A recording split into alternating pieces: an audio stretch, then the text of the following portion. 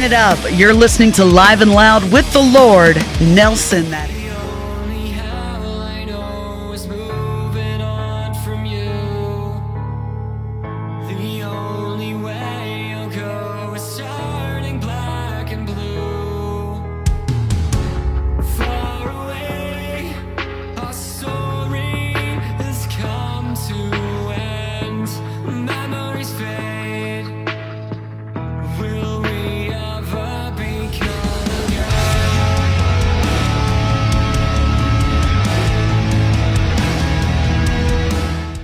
Ladies and gentlemen, once again, you know who it is. It is yours truly, the Lord Nelson, that is, from the podcast Live and Loud with the Lord on the CMS Network with 5 Royals Entertainment.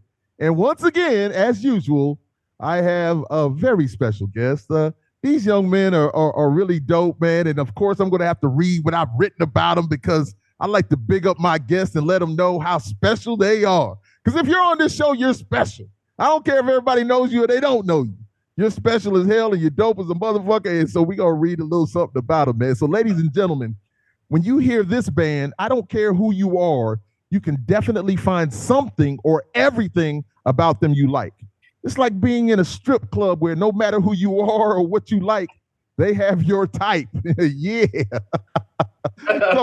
So from the magnificent melodic vocals to the heavier death metal lace vocals, you are fed their fiery energy that also transitions into the coolest laid-back vibe that the ladies will love too.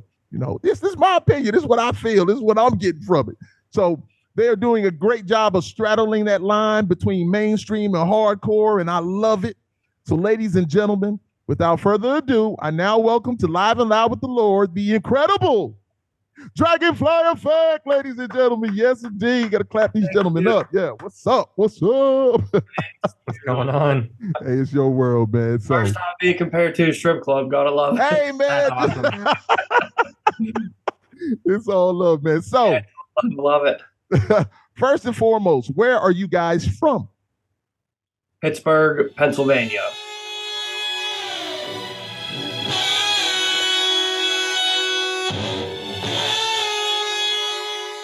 Yep. Pittsburgh, Pennsylvania, the greatest, of course. I'll get to that in a second.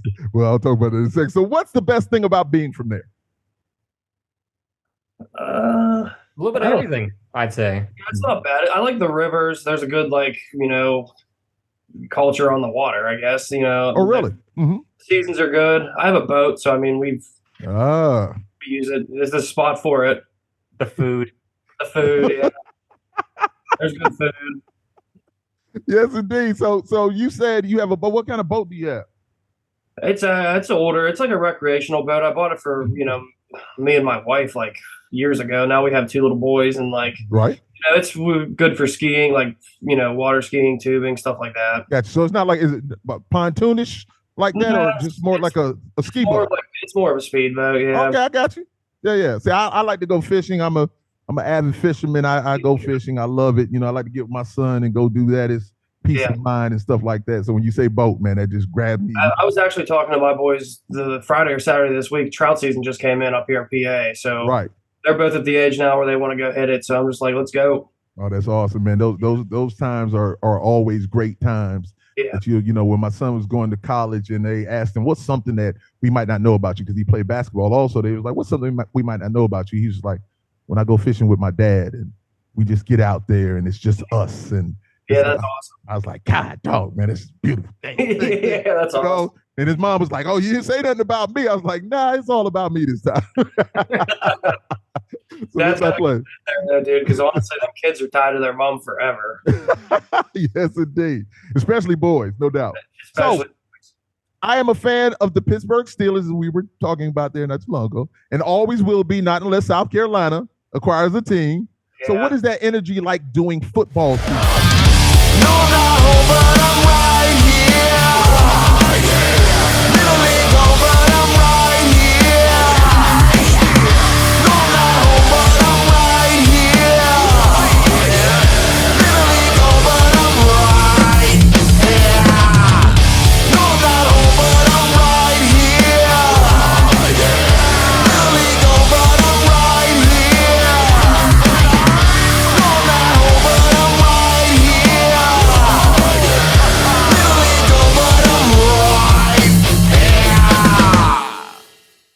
it's like all the hype around here. Yeah, it really is.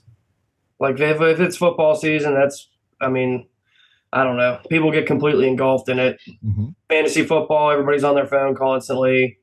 It's Sundays is game day. Right. It's what it is here. Yeah, they said like Dallas, not Dallas, excuse me. No, we're not talking about Dallas Cowboys.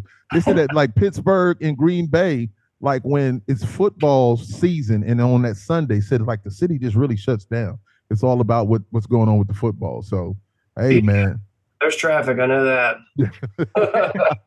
That's the one thing about Pittsburgh that I really can't stand is our roads and the bridge system and our switching lanes and our exit ramps off the parkway and stuff. It's that kind of could use some rework there. Well, South Carolina is known for some terrible roads also, so I can't say anything. I mean, some terrible ones. So the last Pittsburgh question, I'd ask one more, and all of these are selfish questions because I'm a Pittsburgh Steelers fan. So, Primanti Brothers, have you guys been there to that sandwich? Here's how a Primanti sandwich is made. Doesn't look easy, though. The first step is to choose your meat and toss it on the grill. Okay, now grab your Coca-Cola, beautiful pastrami. Then you add some provolone. It's provolone cheese. When it's cooked, toss it all on some fresh Italian bread. Delivered every day fresh. And then the pièce de résistance, the fries, and slaw. Nobody makes our sandwich because they don't know my secret recipe. It does make the same. Tony, I don't want anything on my sandwich. You're getting what I gave you. Yes. You both have. How great is it, man? Listen, I've just seen it on television about how great is it. How great is it, though, man? It's I like it. Yeah, it's good. It's Actually, really they just got voted the best restaurant in Pennsylvania, and today they gave away one free beer to every patron today. Really? Yeah, they was like they won some award or something for restaurants. Well, I'm definitely hoping that when I get up there, that will be one of my spots that I definitely have to go to. No doubt about it. It's good. I always throw hot sauce and salt and pepper on it. You can't go wrong on like that. All right, hold on. You got one of your other brothers in here. Hold on a second. I figured they'd start jumping on. That's all love. Let me let them on in here.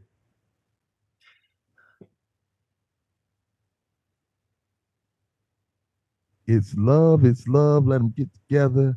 It's love. See, this just adds all to the ambiance of everything, man. Good, man. What's going on, young man? Hello. Hi, Josh. Hi, Kory. Love. Hey, we're just having a great conversation about Pittsburgh and the Pittsburgh Steelers, man, and Primanti Brothers. Okay. So, that's all. So you haven't missed a whole lot. Okay. But it's all beautiful, man. So now I am about to get into talking about the band here. So 2021 Dragonfly Effect is formed. Please educate us about the genesis of the band. I know you've answered this question a million times, but I really want to know.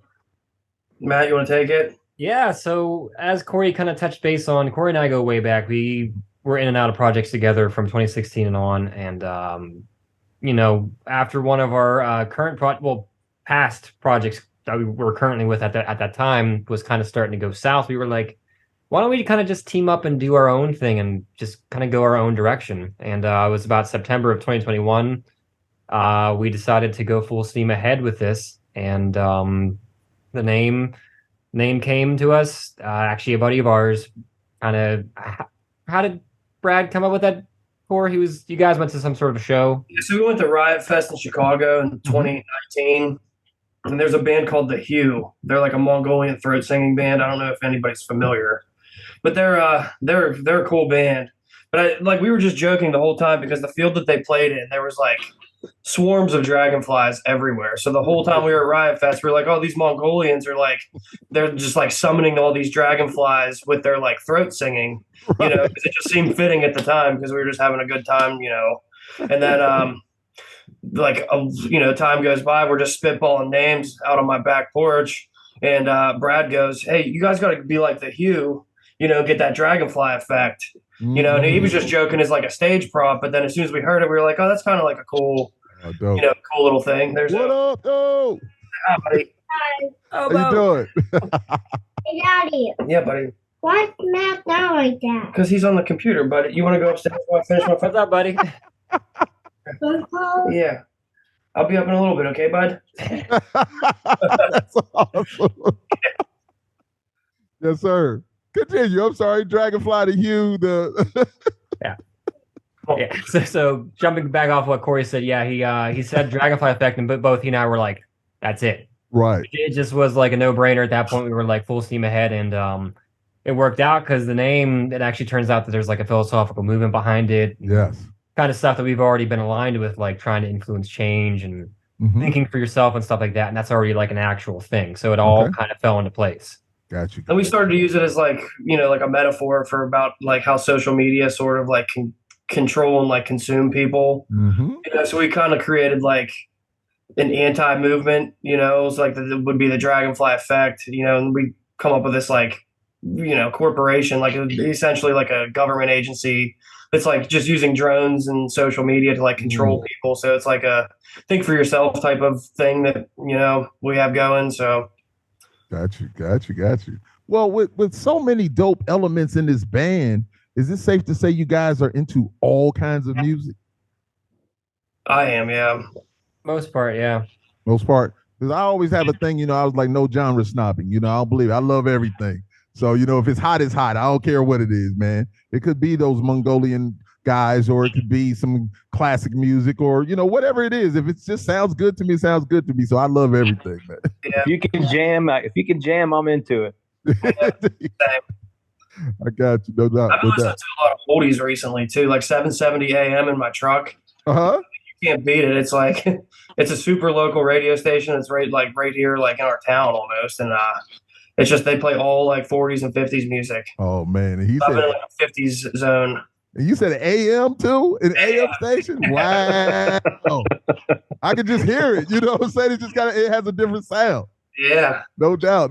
So you so is that like 40s, 50s, man? Like some of that big band music? That's a lot of stuff back then too. That's really, really good, man. A lot of it is really good. Yeah, indeed. So what kind of movies and books are you watching, reading, and inspired by? Because I just feel like you guys have a certain thing going on. So I just feel like you guys are inspired by some things. Movies. I don't know. I don't watch a whole lot of movies anymore. I used to watch a lot of like B grade horror movies in college because I took an independent film class. Okay. I'm big into like Lord of the Rings. I'm a huge Lord of the Rings nerd. Really? Yeah. Oh yeah. I could talk about it for hours and days. Well, I guess the reason why I asked that is like and maybe I'll get to it a little bit. I'll talk about it now though, is that when I'm looking at like your lyric videos and things like that, it's just a certain kind of thing. You guys just have a certain thing about it. So I just said to myself, what are they really looking at? What are they doing? What's going on? Because it's different to me. It really is. So I'll take that right now and I'll just move on. But I might come back to it a little bit later. So your sound is a vibe and a ride like a rocket is about to blast off. This is to me. So the singing is the countdown and the anticipation of what's to come. And then boom, you know what I'm saying? Those heavy vocals and riffs hit you like, damn, man. So it's a beautiful tension and release to me. So who is the guru, or who are the gurus behind the production, orchestration, arrangement, and writing of lyrics? That'd be Matt. Really? Yeah, he does, the bulk of the songwriting and production. And then, when it comes down to like the song arrangements and editing and stuff, the three of us here are pretty much the three that knock most of the arrangement out of the park. But most credit got to go to Matt on that because he's a genius with Pro Tools, and he knows his way around some software. And he not only does he know his way around the software, he flies around that software. Mr. Megabytes. Oh, no, that's real, because there are some people that really just get it. I can, kind of navigate around, but there's some people like bop, bop, bop, bop. They're just on it. And so Matt, you're that guy. Sure, yeah. I have a strong technological background, so like it's just I have a lot of, just like innate, like, all right, boom, boom, boom, boom, boom, just pop into it. So it's a gift and a curse. So what's the creative process then for recording, and how do you guys get together? Is everybody in a room? Or are you usually coming up with all the ideas and then you present it to everybody else? So it's Generally speaking, for the most part, it's been a lot of the stuff that we put out has been stuff that I've constructed, like, a decent bit of time ago. And like my writing process is really arduous. I'll write 5 songs to yield one. So it takes me a decent bit of time to get the result that I'm ultimately after. Okay. But I find that doing that gives you the best variability and options to really pick from. Because you could have 5 similar sounding songs, but there's always that one part of that song that, like, the riff that stands out the most, and you're like, okay, I'm taking that, and you just kind of meld them all together and meld them together, and it turns into this big, gigantic song. But a lot of it has been just me sitting here on my iMac, just grinding away, drive myself nuts with certain things, trying to figure out the chord structures, stuff like that, and then I'll kind of present it. Then we'll move forward and be like, here, we can do edits with this, rearrange that, add this part, cut that part, add time here, stuff like that. So are you big into sonics, like sounds? Yeah, absolutely. It has to be sonically, like, it has to sonically make sense to me for it to, like, be as impactful as it needs to be. So, like, if it doesn't have that sonic characteristic, then, like, that punch, then I'm gonna go back to the drawing board and make sure that it has that punch. Right. So you like to build. So with all those songs that you're doing, you're really just building, pretty much just building into one song. No, that's awesome, man. That's awesome, man. So to me, your music truly speaks to men and women. So how have they received your thought-provoking music and lyrics? I mean, so far it's been very well received. It's been, a lot of people commenting on our stuff, saying, it's very powerful. It's been touching. It's been very impactful to me. It's gotten me through this, got me through that, So hearing that, me personally, that means a lot, because some of the crap I've gone through, it's just like, wow, I stories of my pain can hopefully, they can help other people, which to me, that means a lot. Right. Indeed. Yeah. So to me, so let me say this: with the music you have created, what is the fan ratio guesstimate of men to women when you're looking out there? I think right now on Spotify for artists, it's like 70-30. Yeah. So mostly men. Really? Although, like, we get on social media, we get a lot of, like, women, like, I don't know. It's probably about 70-30 though, I'd say. I really honestly thought it might have gone the other way, listening to the lyrics and the meaning of stuff. And I'm just like, women have got to be loving this, man, because it's like you're pouring your heart out, man. So I'm just like, I'm just telling you what I'm listening to, just being that I'm a lyricist also. I'm just like, ah, damn. That'd be nice to reverse those stats, though, because if you get those dudes are going to be there anyway. So it's that's right. Especially, yeah, indeed. Well, I think it may happen, man, because I just like I said when I earlier was talking about, like, the Shine Down. I think you guys have that vibe also there, and so just looking out into the crowd, it's like I'm up on stage with you guys looking out there into the crowd. It's like I can see that. So you guys are handling business, man. It's coming, man. I'm telling you, man. You guys are dope as a bug, man. There's no doubt about it. I'm not just saying that. I really love what you guys are doing. So I feel there's an emotional release and a quest for understanding or closure with your lyrics and music. Pain from a dark place with a yearning for the light. That's my perspective. So what's your truth about your music? Music for me is really a tool of catharsis, but also at the same time, it's never fully cathartic, because I'm always reminded of some of the crap I've gone through just lyrically. But for me, it's a real way to really express, like, my inner self and really put who I am out in the open in a way that makes sense to me and hopefully makes sense to others as well. Right. Indeed, man. No, I'm feeling it. It's there. It's there. I'm telling you, it's there, man. And listen, I'm not just because you guys are on the show. I'm telling you, man, I love what you're doing, man. It's fucking crazy amazing. It's crazy dope, man. For you guys to just have been together for, the amount of time that you've been, everything just seems so tight and in pocket and everything like that. So each one of you as musicians and, the melodic as well as the harder is just all right on point, man. It comes in when it's supposed to. It gets you. It's love, man. So it seems you have a unique philosophy associated with your music. So this is where I was asking you about the books and things earlier, like the futuristic themes and titles for your shows and band members. You know, what has brought you to this mindset? I think for me, like I was always a big Pink Floyd guy, growing up. So like when they did The Wall, Yes, when we started a band like this seriously, me and Matt talked about like doing like the full visual aspect of it too. You know what I mean? So it was more of like I don't want to say a movie, but whenever you see us live, so it's more like a performance in a show as opposed to just going and seeing a band jam. Got you. So we tried to incorporate all like the visual aspect into it too, just so it was, like a full, like, you get fully engulfed in the performance as opposed to just listening to the band.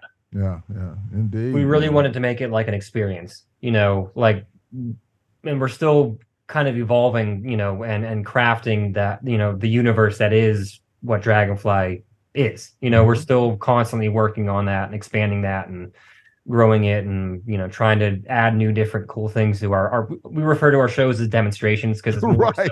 We're trying to have it like be like a demonstration of, like just this whole universe, right. No, it's different and it's dope, man. I mean, that catches the attention. So that caught my attention. I was like, what are they trying to say? What's going on here? I'm trying to, what's the other thing that you say? You say demonstration, but do you say chamber? Is it chamber that you say? Like transmission. Yeah, so broadcasting, directive. Yeah, so I'm telling you, it caught me and it grabbed me. I was just like, these guys right here on another level with this stuff. To give you a little like insight on that too, like I was telling you earlier about like that government agency that we kind of concocted. We sort of like wrote like a backline, like back storyline that goes and coincides with the music. And I think Driley's cousin is working on doing a graphic novel right now. Right. So we kind of so like with directive and demonstration and transmission, those kind of terms, like Dragonfly Effect and this like story that we're writing is like a resistance group more or less against that Dragonfly Corporation that is that government agency that's like trying to mind control people. So we kind of do have like a little backlog and stuff too, because I mean at the end goal is we want to build like a lore, want it to be more than just songs. We want it to be like at some point a brand. Yeah. And at some point if we wanted to do a movie like The Wall, like we basically are setting ourselves up for it at the beginning, to kind of just like have this huge like artistic project 10 years down the road. Yeah, that's like the Dragonfly. It's an experience. You know what I'm saying? So hey, listen, man, I love it, man. I think it's truly dope, man. So let's talk about your releases from first to latest. So Lost Inside was the first one, correct? Yep. Yes. Well, tell me about Lost Inside. That is kind of the song that kind of set the tone, I feel, for this project moving forward. It kind of encapsulates all the best elements of what this band is really comprised of. It has the driving synths, the big guitars, the low tuned big guitars, haunting vocal melodies, a little bit of hip hop beats in there, a little bit of, weird sound effects, disembodied like voices, echoes. We have the AI voice into it. So whenever we were writing that song, I mean, we kind of wanted to set the bar as high as we could for like our sound going forward. Right. So like that kind of like right now, I mean, me personally, whenever we're doing a track, I always tell myself like we have to outdo Lost Inside is the one that we're always trying to like one up on. Gotcha. But it was a fun song to write because at that time, me and Matt were the only two members in the band. So like we were just kind of a couple times a week getting together and just chipping away at it and. The way that it just turned out, like we were just like, dude, this song turned out super cool, and then we just try to build on that sound going forward. Indeed. Okay, so In Flames. Yeah, technically speaking, In Flames, actually, Kory and I, we wrote that, we did that actually before Lost Inside. We did that back in October of 2021. Just got released second. Okay, yeah. Got you. The original version of that was released under my name, but that was like technically the first like Dragonfly Effect song. Got you. Okay, Shadows of the Earth. Yeah, that song. One of my faves. That was actually a song that came together much like Lost Inside very quickly. It just had something about it. It just all the right elements just melded into one cohesive sound. and that's definitely one of my faves. Aside from Lost Inside, there's just the way that song Shadows just progresses. It really just carries a lot of weight with it. It carries a lot of emotionality, a lot of weight, and just a lot of. It's sad when you really listen to it, like the lyrics and the music and stuff. It's just a really, lack of a better way to describe it, like pining, like you're pining over something like that you watch, you know? Right. So, nah, man, you guys are touching. You're touching people. I know. I've been touched. Pause. I've been touched, but in the proper way. In the proper way. so colorblind. Yeah, Colorblind. That's not one of them songs. That was a song I wrote. I released it independently, under my name, but then we decided it's a good song. It just needs that Dragonfly touch, the weird synths, the weird pause, pauses, impactful pauses, stuff like that. So we just kind of tweaked it a little bit and re-released it, and that song is still a really good, powerful song too. Yeah, all great, all with great tension and release, man. I'm telling you, love. Someday. Oh, yeah, someday was a big one because that was the first one that we wrote with all 5 band members on board. So that one was like a collective of everybody. So that one, it stands out to me as one of my favorites just because it was, the first one that was outside of just me and Matt doing all the writing. So we got everybody involved on that one.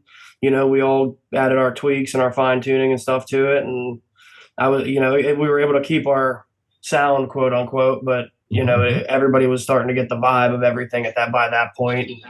And, everybody threw their parts down on it, and I was really happy with how that one turned out. Yep. 100%. The original way it was too was way different than what it ended up turning into, which is really cool.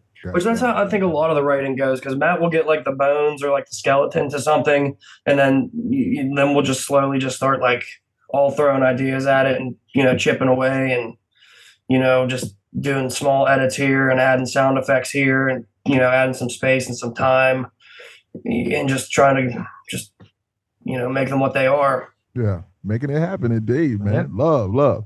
So Infected. It's a good one.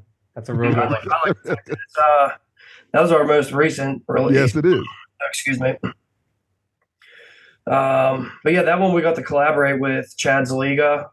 He was the original drummer for Breaking Benjamin, so he collabed on that one with us and kind of coached us in more of a professional way. I want to say, coming from like a platinum drummer, for me being the drummer, it was he came into town and sat with us on a practice, and I don't want to say he grilled me, but for lack of a better term, drummer to drummer, he kind of was just like, come on, dude. And all these guys were joking with me too. They were like, well, if it was Kirk Hammett that came in and did a song with us, they would have been on Dryly or Jay or Matt. Just right.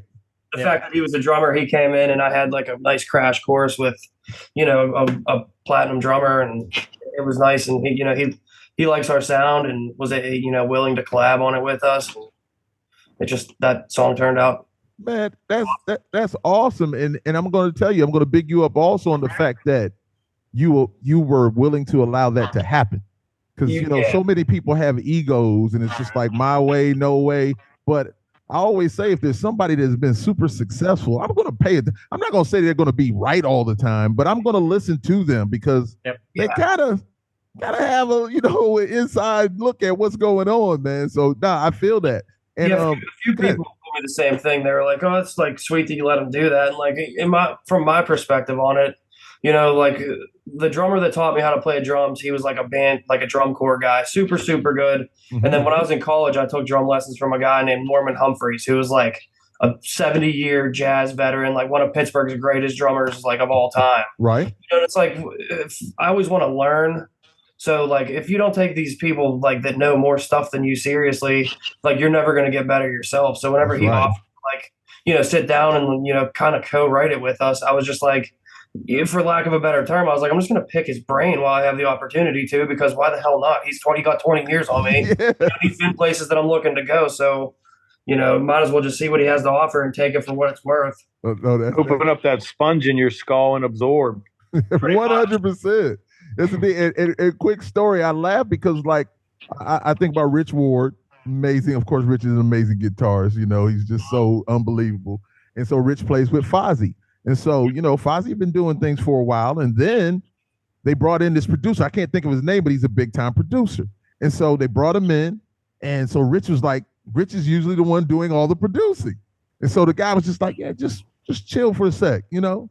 And so Rich was like, he was back there like, you know, catching the ass, like, man, what the hell, man? You know, I'm ready to get on here and do this and do that. And, you know, this is a story he's telling me. And I'm just looking at him. He was just like, he was really pissed about it. And then the guy was just like, hey, listen, man, what we're doing here with Fozzy is about Chris Jericho and his vocals and about getting the crowd and doing this. Your guitar's a little bit secondary. He's just like, so he said he had to kind of, you know, pull his ego back and understand. And then boom, what happens? Yeah, they reach another level, you know, because this guy is an industry guy and he really knows about producing and music. And so, you know, sometimes we have to pull back and let that happen, man. So, you know, respect to you for doing that, bro. For sure. Fozzy was just here last Thursday. Yeah. My wife bought me tickets for the show too, and then we ended up both working late. Right. And the venue was about an hour and a half away, and we were just like, by the time we got babysitter and everything squared away, we were just like, hell with it, let's just go to dinner. Roadhouse and ended up back home, but. Listen, it's all love, man. You know, they put on a great show, man. All great guys, man. They're all great guys, no doubt. I do love Chris Jericho, though. Jericho, he's a wild boy. He's a wild boy. Yeah.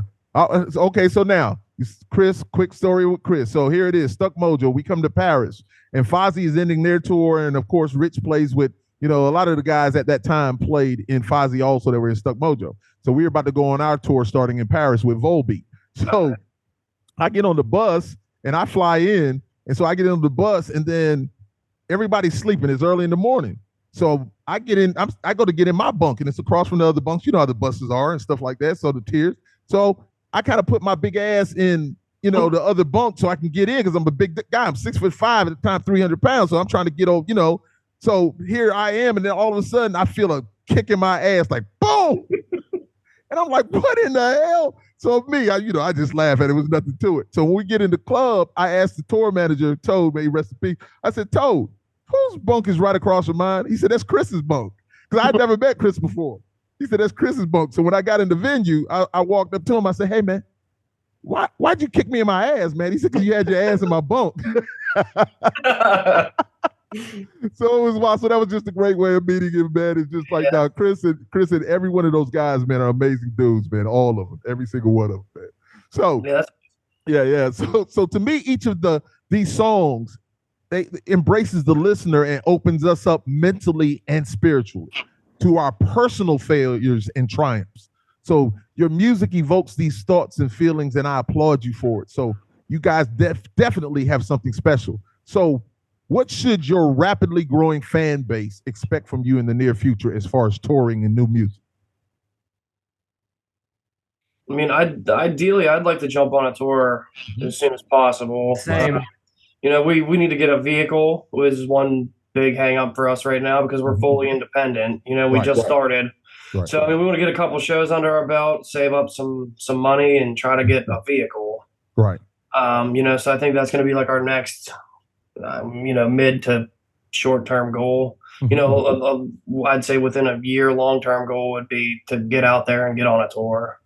Yeah, I just believe that when you guys get on whatever tour it's going to be, and or whenever you guys get to go overseas or whatever, I'm telling you, man, I just feel it. I feel it. I feel that you guys are really gonna take it to another level, man, because everything you're doing is fantastic, man. I don't want to keep saying like but I just mean it, man. I just honest how I feel about it. Yeah, that means a lot. Honestly, vibing with you guys. You guys have some great sound, great music. Everything is really, really great. So here's a little question that I have for you guys, and maybe you haven't, maybe you haven't. Have you guys been to Pinball, PA? Pinball, PA? I don't think so. Have not. So it's like the biggest pinball arcade place in Pittsburgh. You guys haven't been there? I never have. Really? So not Matt, that's my bandmate, Chris Aiken, who's over the CMS Network, he owns that. And so I was like, it's in Pittsburgh. So I was like, you know, it's like one of the biggest ones of ever in the world. I don't know, it's like 4,000 square feet, however it is, but pinball machines and all the arcade stuff that, well, I'm older than you guys. So you guys know what part of Pittsburgh it's in? is it in Beaver County or something like that? He said. That's a little bit north of us here. Dude, I know that place. Do you? I've never been there, but I do. I work on movies and television, and they'll rent games from him. For Right, exactly. Yeah, indeed. Yeah. So I was just like, man, I said I gotta ask these guys if they've done that, man. No doubt. So, what's up, bro? What's up, young man? Hi. Hey, what's up? I love it. Hi. Hello. Hi, Matt. That's Matt and Drive. Hi, Matt. What's up, buddies? What's going on, guys? Hi, Drive. All right, guys, I'll be on a couple. That's Jay. No, that's Lord Nelson. No, all right, guys, come on, go. Awesome, man. Hey, listen, good content, man. Nothing like family, man. I'm going to tell you right there. Oh, yeah. Nothing like family. All right, so last thing I'm going to ask you guys, man. What was the last song you each listened to? I listened to Guilt and Grief by a band called Zion. Guilt and Grief by Zion. Feed the Wolf by Breaking Ben. Okay. I honestly don't know what it was called. It was an oldie song on my way home from work on 770. The reason why I always ask this question last for everybody is because it makes people think, and it's like it a lot of times it's never what you think it might be.